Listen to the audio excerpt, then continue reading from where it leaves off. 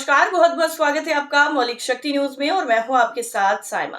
उत्तर प्रदेश की सियासत एक बार फिर से गर्मा गई है क्योंकि अखिलेश यादव इस बार काफी ज्यादा एक्टिव नजर आ रहे हैं, जिसके बाद चर्चाओं का बाजार गर्म है और कई तरीके के सवाल भी सामने आ रहे हैं। तो आखिर क्या कुछ है पूरा मामला, चलिए विस्तार से आपको समझाते हैं। दरअसल समाजवादी पार्टी के राष्ट्रीय अध्यक्ष और उत्तर प्रदेश के पूर्व मुख्यमंत्री अखिलेश यादव ने सियासी पारा हाई कर दिया है। दरअसल उन्होंने कुछ मीडिया समूहों के खिलाफ एक बड़ा अभियान शुरू किया है। उन्होंने अपनी पार्टी के कार्यकर्ताओं और समर्थकों से समाचार पत्र दैनिक जागरण और न्यूज 24 का पूर्ण तरीके से बहिष्कार करने की अपील की है। अखिलेश यादव ने इन मीडिया समूहों पर खुलकर हिंदुत्व का प्रचार करने और मुसलमानों के साथ साथ समाजवादी पार्टी और उनकी स्वयं की छवि को नुकसान पहुंचाने का गंभीर आरोप लगाया है।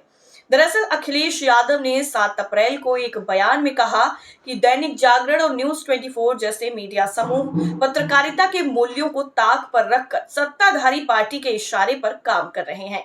ये लोग न केवल हिंदुत्व का प्रचार कर रहे हैं, बल्कि मुसलमानों, समाजवादी पार्टी और कांग्रेस के खिलाफ एक सुनियोजित अभियान भी चला रहे हैं। मैं अपने सभी कार्यकर्ताओं और समर्थकों से अपील करता हूं कि दैनिक जागरण समूह से जुड़ी हर चीज का बहिष्कार करें और इसे ना पढ़ें। वैसे आपको बता दें कि इससे पहले अखिलेश यादव ने न्यूज 24 के बहिष्कार की घोषणा की और अब दैनिक जागरण को भी इस लिस्ट में शामिल कर लिया गया है। अखिलेश यादव की इस अपील का असर तुरंत देखने को भी मिला। दरअसल 8 अप्रैल को सुबह से ही उत्तर प्रदेश के कई हिस्सों में सपा समर्थकों ने दैनिक जागरण अखबार लेने से साफ तौर पर इनकार कर दिया। लखनऊ में एक सपा कार्यकर्ता ने बताया कि उसने अपने स्थानीय अखबार विक्रेता को सूचित कर दिया है कि वो अब दैनिक जागरण नहीं लेगा और इसके बजाय दूसरे समाचार पत्रों को प्राथमिकता देगा। वहीं सोशल मीडिया पर भी सपा समर्थकों ने इस अभियान को समर्थन देते हुए दैनिक जागरण और न्यूज 24 के खिलाफ अपनी नाराजगी जाहिर की है। कई सपा नेताओं का यह भी कहना है कि ये अभियान न केवल मीडिया की कथित पक्षपातपूर्ण रिपोर्टिंग के खिलाफ है, बल्कि ये एक बड़े सामाजिक संदेश का हिस्सा भी है। वहीं दूसरी तरफ सपा के एक वरिष्ठ नेता ने कहा है कि अखिलेश जी का ये कदम उन ताकतों को जवाब है जो समाज को बांटने का काम कर रही हैं। हमारी पार्टी हमेशा से समावेशी राजनीति की पक्षधर रही है और हम ऐसे मीडिया समूहों को बर्दाश्त नहीं करेंगे जो नफरत फैलाने का काम करते हैं। दरअसल अखिलेश यादव ने अपने बयान में यह भी आरोप लगाया कि उत्तर प्रदेश में कई मीडिया समूह खुलकर हिंदुत्व का प्रचार कर रहे हैं, जिसके चलते मुस्लिम समुदाय को निशाना बनाया जा रहा है। इतना ही नहीं, अखिलेश यादव ने आगे ये भी कहा कि ये मीडिया समूह सत्ताधारी पार्टी के एजेंडे को बढ़ावा दे रहे हैं और मुसलमानों के खिलाफ नफरत भड़काने में लगे हुए हैं और ये पत्रकारिता नहीं बल्कि प्रोपेगेंडा है। सपा और कांग्रेस, जो उत्तर प्रदेश में विपक्षी गठबंधन का हिस्सा है, लंबे वक्त से ये आरोप लगाते रहे हैं कि कुछ मीडिया समूह उनकी छवि को धूमिल करने के लिए सत्ताधारी पार्टी के साथ मिलकर काम कर रहे हैं। और हाल ही के दिनों में उत्तर प्रदेश में सांप्रदायिक तनाव की कई घटनाएं भी सामने आई हैं, जिनमें कुछ मीडिया समूहों की भूमिका पर सवाल भी उठे हैं।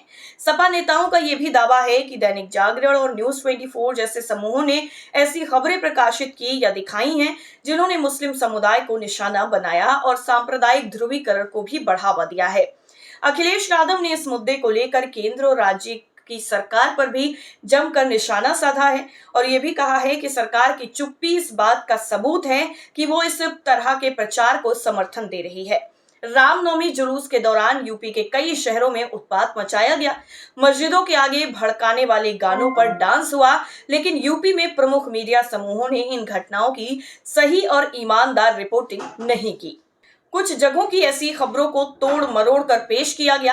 हालांकि ये अभियान मुख्य रूप से मीडिया और राजनीतिक रणनीति से जुड़ा है, लेकिन कुछ विश्लेषकों का मानना है कि इसका असर व्यापक सामाजिक और आर्थिक स्तर पर भी देखने को मिल सकता है, क्योंकि मीडिया समूहों के बहिष्कार से जहां एक तरफ इन समूहों की विश्वसनीयता और आमदनी पर असर पड़ सकता है, तो वहीं दूसरी तरफ इससे उत्तर प्रदेश में सामाजिक ध्रुवीकरण और गहरा भी हो सकता है। वहीं विशेषज्ञों का कहना है कि इस तरह के कदमों से समाज में पहले से मौजूद तनाव और बढ़ सकता है, जिसका असर लंबे समय तक देखने को मिलेगा। अखिलेश यादव का ये कदम 2027 के उत्तर प्रदेश विधानसभा चुनावों की तैयारियों का हिस्सा माना जा रहा है।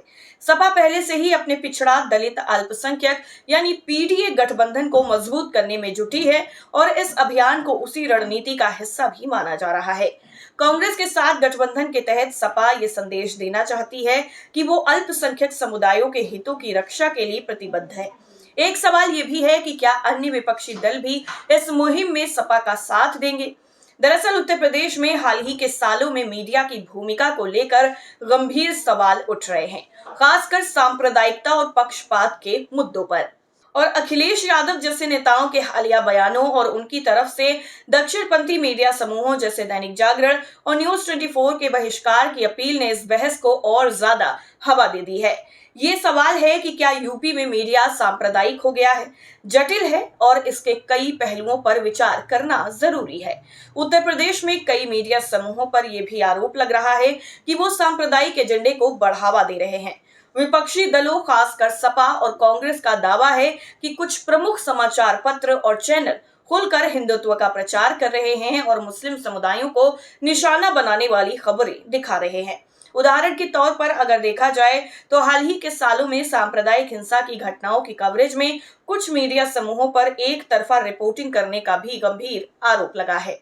2023 में कासगंज और बरेली में हुई सांप्रदायिक घटनाओं की कवरेज में कई समाचार पत्रों ने ऐसी सुर्खियां दी जिन्हें मुस्लिम समुदाय के खिलाफ भड़काऊ माना गया। साथ ही सोशल मीडिया पर वायरल होने वाली खबरों और वीडियो में भी ये देखा गया है कि कुछ स्थानीय चैनल और अखबार सांप्रदायिक तनाव को बढ़ाने वाली भाषा का इस्तेमाल करते हैं। लव जिहाद और घर वापसी जैसे मुद्दों को बढ़ा चढ़ा कर पेश करना और इनके जरिए खास समुदाय को निशाना बनाना इन आरोपों को और ज्यादा बल देता है। और अखिलेश यादव ने अपने बयान में कह दिया है कि दैनिक जागरण और न्यूज 24 जैसे समूह प्रोपेगेंडा फैला रहे हैं जो न केवल मुसलमानों को निशाना बनाता है बल्कि विपक्षी दलों की छवि को भी धूमिल करता है। उत्तर प्रदेश में सत्ताधारी यानी भारतीय जनता पार्टी के साथ कुछ मीडिया समूहों की कथित नजदीकी भी इस बहस का एक बड़ा कारण भी है। विपक्षी दलों का आरोप है कि कई मीडिया हाउस सत्ताधारी पार्टी के इशारे पर काम कर रहे हैं और उनकी नीतियों का प्रचार भी कर रहे हैं। बीजेपी की हिंदुत्व केंद्रित राजनीति को बढ़ावा देने के लिए कुछ समाचार पत्र और चैनल खुलकर सरकार की तारीफ करते नजर आते हैं, जबकि विपक्षी दलों की आलोचना में आक्रामक रुख अपनाते हैं। उदाहरण के लिए 2022 के विधानसभा चुनावों के दौरान कई मीडिया समूहों पर यह आरोप लगा कि उन्होंने सपा और कांग्रेस के खिलाफ नकारात्मक कवरेज की, जबकि बीजेपी की रैलियों और नेताओं को ज्यादा सकारात्मक कवरेज दी। इसके अलावा कुछ पत्रकारों और मीडिया हाउसों ने स्वीकार किया है कि उन पर सरकार या सत्ताधारी नेताओं का दबाव रहता है, जो कथित तौर पर सामने भी आ चुका है। दरअसल 2024 में एक स्वतंत्र पत्रकार ने खुलासा किया था कि स्थानीय प्रशासन ने उन्हें धमकी दी थी कि जब उन्होंने एक सांप्रदायिक घटना की निष्पक्ष रिपोर्टिंग करने की कोशिश की। इस तरह के दबाव के चलते कई मीडिया समूह सत्ताधारी पार्टी के अनुकूल खबरें चलाने को मजबूर हो जाते हैं, जिससे उनकी निष्पक्षता पर भी सवाल खड़े हो जाते हैं। बहरहाल उत्तर प्रदेश में अभी भी कई स्वतंत्र पत्रकार और छोटे मीडिया हाउसेस भी हैं जो निष्पक्ष और संतुलित रिपोर्टिंग की कोशिश कर रहे हैं। कुछ डिजिटल प्लेटफॉर्म और स्थानीय समाचार चैनल सांप्रदायिक मुद्दों पर संवेदनशीलता के साथ कवरेज करते हैं और दोनों पक्षों को सामने लाने की कोशिश भी करते हैं। मीडिया की कथित सांप्रदायिकता का सबसे बड़ा प्रभाव समाज पर पड़ रहा है।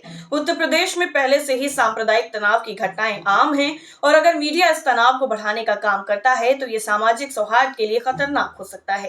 2023 में मुजफ्फरनगर में एक छोटी घटना को कुछ स्थानीय अखबारों ने इतना बढ़ा चढ़ा कर पेश किया कि इलाके में कई दिनों तक तनाव बना रहा।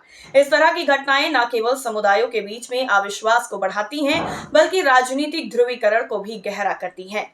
और इस तरीके से ये जो पूरा मामला है वो एक बार फिर से सुर्खियों में आ गया है, जिसको लेकर राजनीति भी होनी लाजमी बताई जा रही है। फिलहाल के लिए आज में इतना ही। बाकी खबरों के लिए जुड़े रहिए मौलिक शक्ति न्यूज के साथ। तब तक के लिए नमस्कार।